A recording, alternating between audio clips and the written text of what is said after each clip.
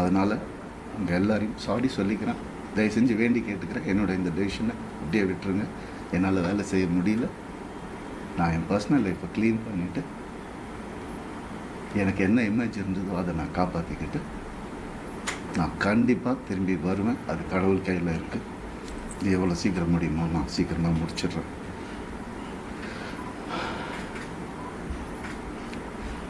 சில விஷயங்கள் சொல்லணுங்க, அது ஓப்பனாக சொன்னால் தான்.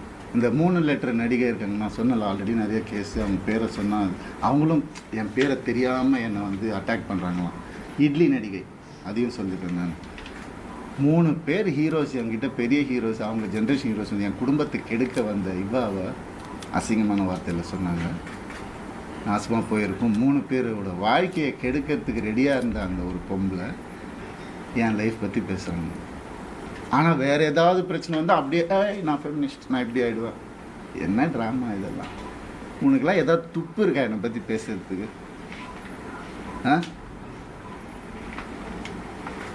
எப்படி இப்படிலாம் மனுஷங்க இருக்காங்கன்னு புரியல.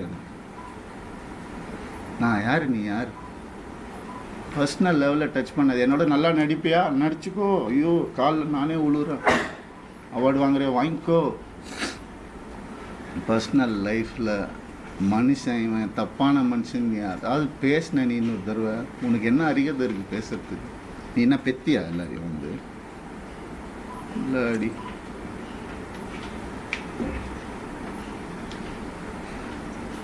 தண்ணி கொடுங்கப்பா.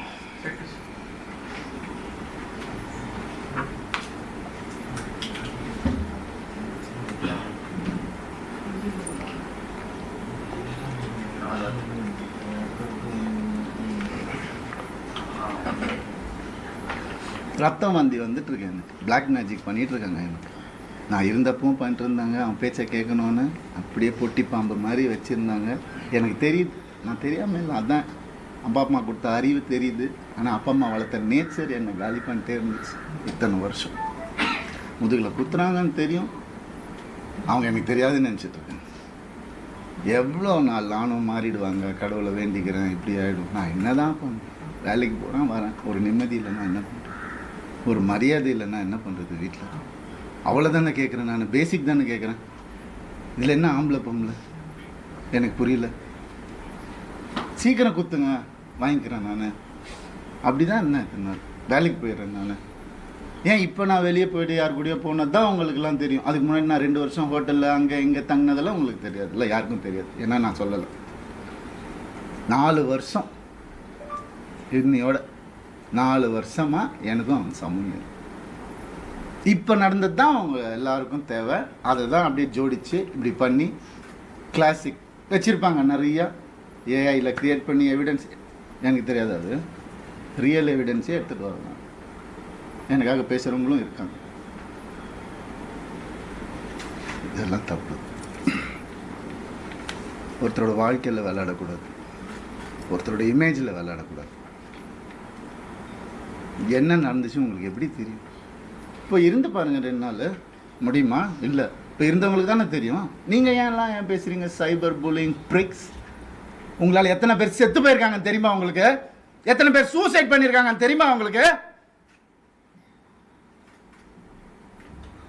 நான் போயிடுவேன், உங்க எல்லாரையும் எடுத்துட்டு தான் போவேன் நான். பிளடி குழந்தைங்கள்ல இருந்து டீனேஜர்ஸ்ல இருந்து உங்களால செத்து போயிட்டு இருக்காங்க. Cyber bullying pricks. வெக்கமா இல்ல உங்களுக்கு எல்லாம்? என்ன நினைச்சிட்டு இருக்கீங்க?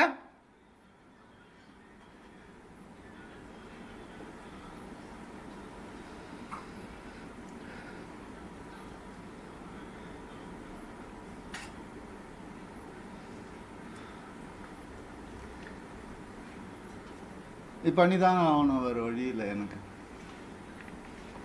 யார் தான் சொல்லுவா அப்புறம் என் கதையை? அம்மா அப்பாவும் சொல்ல மாட்டாங்க. அண்ணன் ஏன்னா அவங்க முன்னாடியே சொல்லிட்டாங்க. அல்ல, எல்லாம் சொல்லிட்டாங்க, நான் கேட்கல. நிறைய அநியாயங்கள் நடந்திருக்கு எனக்கு. டே 1ல இருந்து அவங்கள கை அறுத்துக்கிட்டு தான் என்னை கல்யாணம் பண்ணாங்க. பிளாக்மெயில் மேரேஜ் தான் இது. பாருங்க வேணா ஃபோட்டோஸை. இன்னைக்கு என்னைய பண்ண வச்சிட்டாங்க. அதான் நடக்கும்.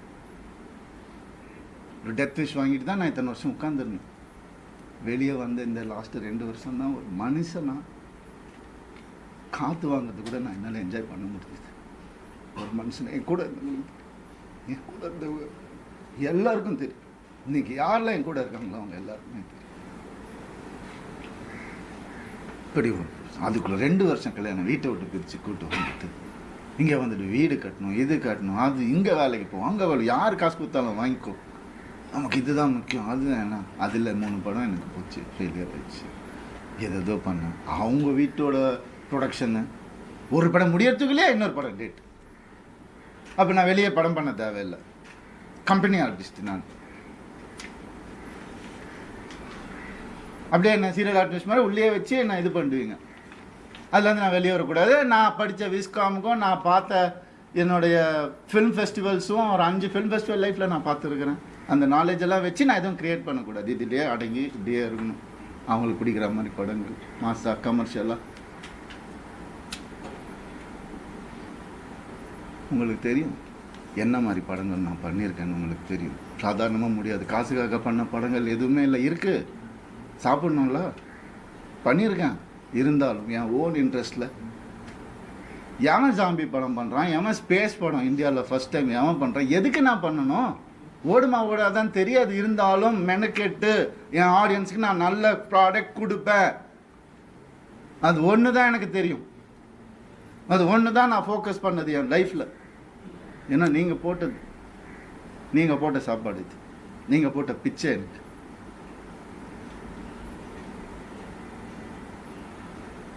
நான் ஏன் சைபர் புல்லிங்க்கு பிச்சை போடணும்? அவங்க ஃபாலோவர்ஸை நான் ஏன் டெவலப் பண்ணணும்? நான் பேச மாட்டேன். சிவன் குழந்தைன்னு நான் சொல்லுவேங்க. ஆம்பளையும் இல்லாமல் பொம்பளையும் இல்லாமல் இருக்கிறவங்களாம் நான் அப்படி கடவுள் குழந்தைங்க. அவங்கெல்லாம் வந்துட்டு என்னென்னமோ பேசுகிறேன். என்ன இதெல்லாம் ஃபாலோவர்ஸ்க்காகவா? அதுக்காகவா பிறந்து வளர்ந்து இது பண்ணும்? என்ன எங்கே போனேன் நான்? உங்கள் கண்ணு முன்னாடி தான் கெனிஷான்னு ஒரு டாபிக் வந்தால் நான் கண்ணு முன்னாடி தானே எல்லாமே பண்ணிகிட்டு இருக்கோம். நாங்கள் ஒரு பொண்ணை புரிஞ்சுக்கிட்டு அதையும் தொத்தி அமுச்சு விட்டுட்டீங்க. அவங்க ஃபெமினிஸ்ட் எப்படி இறங்கி ஆர்எம்எஸ் லான்ச்சில் ஒவ்வொரு ஸ்க்ரீன் கிளாத்லேருந்து ஒவ்வொரு நீடிலேருந்து இது இங்கே தான் இருக்கணும், அங்கே தான் இருக்கணும், இறங்கி வேலை பார்க்குறாங்க. இன்னொருத்தர் காசில் சொகுசாக வாழ்ந்துக்கிட்டு என்னை வாடகை வீட்டில் ஒருத்துட்டு அப்படி இல்லை. இது அதுக்காக பேசுவோம் இல்லை, எங்கே இருந்தாலும் நல்லா இருக்கட்டும்ங்க. கடவுள் பார்த்துப்பாரு. கடவுளுக்கு தெரியும் எது உண்மை எது போய் எல்லாமே தெரியும். அவர் பார்த்துப்பாரு. I'm very happy actually. But என்னால் வேலை செய்ய முடியும். செய்வேன், சொல்லும் போது தான் செய்ய முடியும். நான் அது வரைக்கும் எனக்காக கொஞ்சம் பொறுமையாக இருந்தேன். என்னென்னமோ இருக்குது சொல்கிறதுக்கு. நான் இன்றைக்கி சொல்லலைன்னா கொஞ்சம் பொறுமையாக இருங்க என் கூட. அப்புறம் என்றைக்குமே நான் சொல்ல மாட்டேன், வீடியோலாம் போட்டுட்ருக்க மாட்டேன்.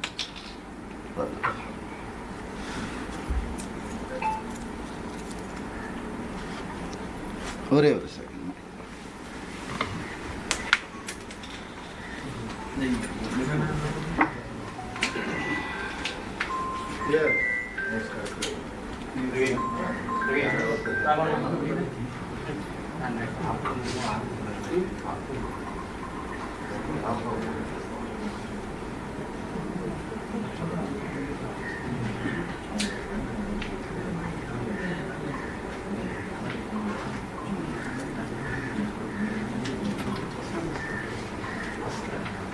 Okay.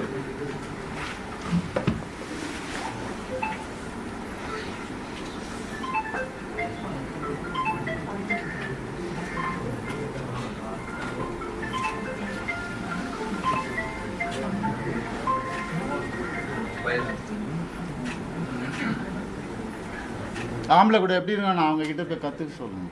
அதுதான் உண்மை. இறங்கி வேலை பார்க்கணும். சும்மா அதெல்லாம் இல்லை. எத்தனை எலும்பு உடஞ்சிருக்கும் எனக்கு, எத்தனை ஷூட்டிங்கில் எவ்வளோ பிரச்சனை வந்திருக்கும் எனக்கு. உடம்பு சரியில்லாமல் போயிருக்கிறேன் நான் ஷூட்டிங்க்கு. 104 டிகிரிலெலாம் போயிருக்கிறேன். இதெல்லாம் நான் சொல்லணுமா? கேவலமாக தான் இருக்குது. இருந்தாலும் சொல்கிறேன். இதுக்கப்புறம் நான் எதுவுமே சொல்லணும். அப்படி கஷ்டப்பட்டு வந்தவங்க நான். கான் வித் சில்வர் ஸ்பூன்லாம் கிடையாது நீங்கள் நினைக்கிற மாதிரி. எங்கள் அப்பா வந்து நான் பிறந்தப்போ நான் ஓட்டு வீட்டில் தான் பிறந்தேன். ஃபியட் காரு அப்புறம் வாங்கினாங்க ஒன்று, அதுக்கப்புறம் அம்பாசிடர், அதுக்கப்புறம் மாருதி, அதுக்கப்புறம் ஹோண்டா. அப்படி தான் எங்கள் அப்பா கிட்ட போய் BMW வாங்கணும் நல்ல ஸ்டேஜில் இருக்கும்போது போய் கேட்டால் அவர் சொன்னார் 3 சீரீஸ் வாங்கணுன்னா 5 சீரீஸ் வாங்கிக்கோப்பா அப்படின்னு சொன்னார். இல்லைப்பா அது நம்ம பட்ஜெட் இல்லைப்பா. எவ்வளோ இருக்கும்? 55 லட்ச ரூபா இருக்கும். என்னடா சொல்கிற, ஒரு வண்டியாடா அப்படின்னு கேட்டவர் எங்கள் அப்பா. நாங்கள் அப்படி தான் வந்தோம். சொல்கிறாங்க கோடிக்கணக்கில் சொத்து இருக்குது.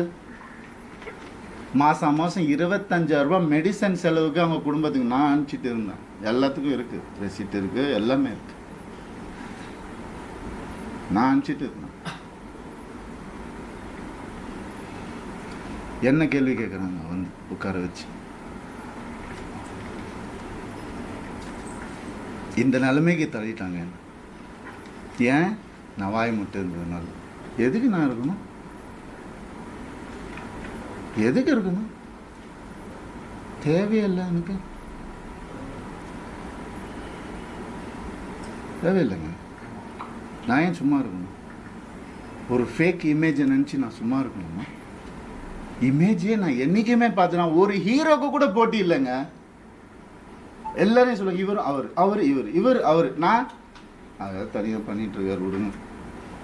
With 95% success rate. ஏன்? எனக்கு பிடிக்காது, நெகட்டிவிட்டி பிடிக்காது. என்னையே இன்னொருத்தர் கூட கம்பேர் பண்ணுறீங்க? நான் சினிமா படிச்சுட்டு வந்திருக்கேங்க. பாம்பேயில் போய் படிச்சுட்டு வந்திருக்கேன், விஸ்காம் படிச்சிருக்கேன், ஃபிலிம் ஃபெஸ்டிவல் போனவனை வந்துட்டு எதுக்கு இது கூட தள்ளி? அப்படி வளர்ந்தவன் நான். அதனால இவன் இதுக்கெல்லாம் போக மாட்டான், மீடியாக்கெல்லாம் பேச மாட்டான், வாய அடிச்சுட்டு இருப்பான். அவன் இமேஜ் முக்கியம். இமேஜ்னா என்ன தெரியுமாங்க? நீங்கள் இந்த சோஷியல் மீடியாவில் பார்க்குறது அதெல்லாம் இமேஜே கிடையாதுங்க. 23 வருஷம் இண்டஸ்ட்ரியில் இருந்து நான் சொல்கிறேன். இன்றைக்கி எனக்காக வந்திருக்காங்க பார்த்தீங்களா சில பேர், வரப்போகிறாங்க, அவங்களையும் சேர்த்து தான் நான் சொல்கிறேன். உண்மையானவங்க கிட்ட இவனுக்காக என்ன வேணால் பண்ணலாம் அப்படின்ற ஒரு வார்த்தை தாங்க இமேஜ். அதை உடைக்க ட்ரை பண்ணுங்க, பார்க்கலாம் யாரால் முடியுதுன்னு.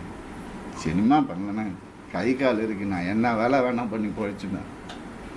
டான்ஸ் கிளாஸ் எடுத்து பொழைச்சுப்பேன். நான் பரதநாட்டியம் தெரியுங்க எனக்கு, முறைப்படி அரங்கேற்றம் பண்ணுவேன். நான் எப்படியுமே பொழைச்சிக்கலாம்.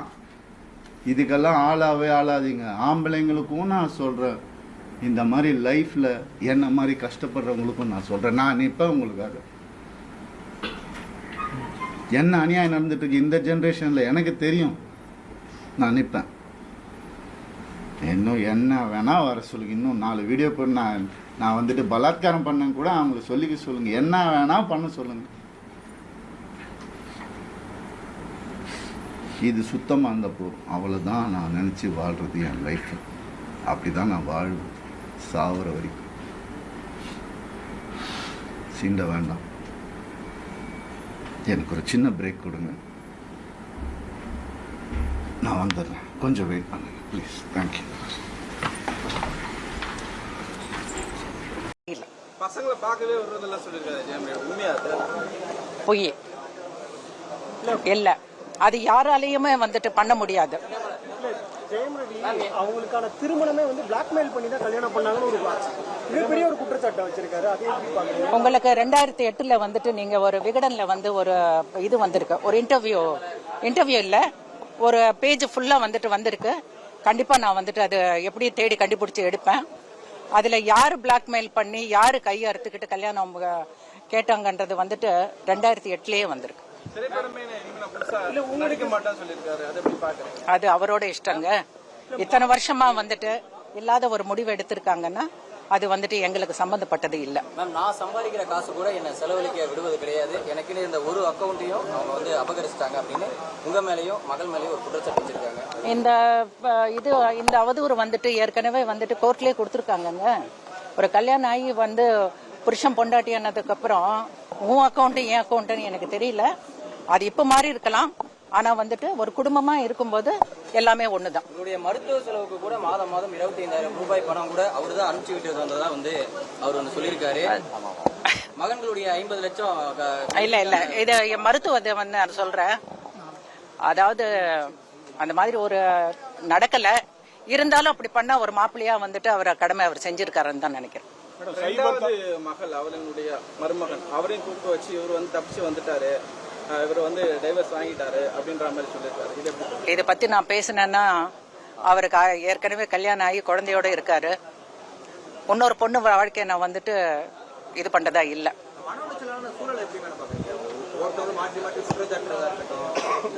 இது வரைக்கும் நீங்க பாத்திருக்கீங்க சார். நான் வந்துட்டு நாங்க வந்து ஒரு 2 வருஷமா வந்துட்டு எதுவுமே பேசினதே இல்லை. உங்களுக்கே தெரியும் மேடம். 25 பேர் சைபர் தாக்குதல் பண்ணாங்க, அதனாலதான் என் ஃபேமிலியில பிரச்சனை, அதனாலதான் டெனிஸா போயிட்டாங்க மாதிரி சொல்லியிருக்காங்க. அது சம்பந்தம் இல்லாதனாலதான் ஏற்கனவே கல்யாணம் ஆகி குழந்தையோட இருக்காரு. இன்னொரு பொண்ணு வாழ்க்கையை நான் வந்துட்டு இது பண்றதா இல்லை.